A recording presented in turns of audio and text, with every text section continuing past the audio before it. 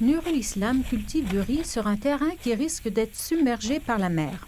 Le changement climatique et l'élévation du niveau des mers menacent 1 million d'hectares de terres agricoles le long de la côte sud-orientale du Bangladesh. 40 millions de personnes, dont la plupart sont des agriculteurs comme Nurul, risquent de perdre leurs terres. Il y a plus de tempêtes et elles sont devenues désormais imprévisibles.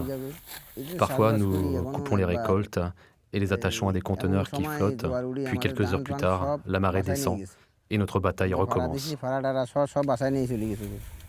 Nurul et sa famille ont déjà été déplacés. Il y a 12 ans, sa ferme a été emportée par les eaux et il a été obligé de se transférer sur une nouvelle terre faite de couches de limon portées par les fleuves qui descendent du golfe du Bengale. Depuis 10 ans qu'ils sont à Nolerchar, Nurul et sa famille sont encore privés d'électricité et d'eau courante. Les intrusions d'eau salée représentent une grave menace pour les cultures. Il n'y a pas de digues. Les marées hautes inondent nos terrains et emportent les jeunes plantes. Nous les remplaçons, mais à la fin de la saison, les récoltes ne poussent pas comme elles le devraient et leur rendement est inférieur.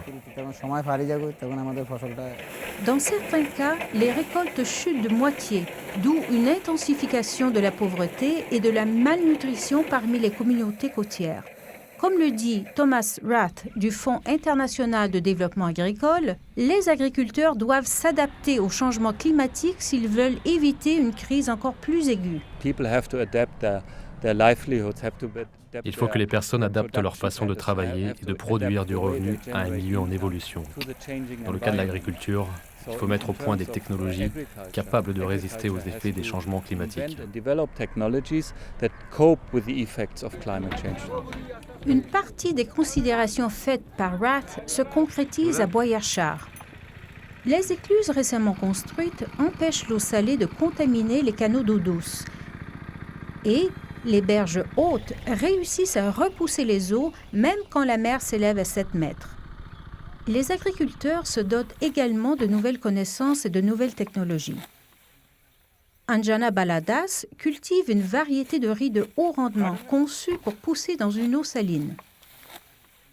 Avec cette variété, nous pouvons gagner davantage, payer l'école de nos enfants et même réussir à mettre un peu d'argent de côté.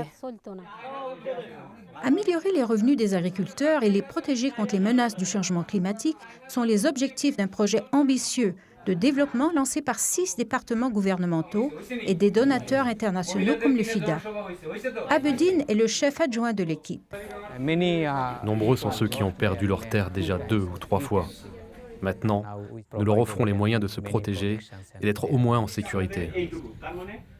Le projet a aidé jusqu'à ce jour 1 million d'habitants de la côte. Et bientôt, Nurul et ses voisins feront également partie du projet. Il est difficile de prévoir quel sera l'impact du changement climatique dans cette zone au cours des prochaines décennies.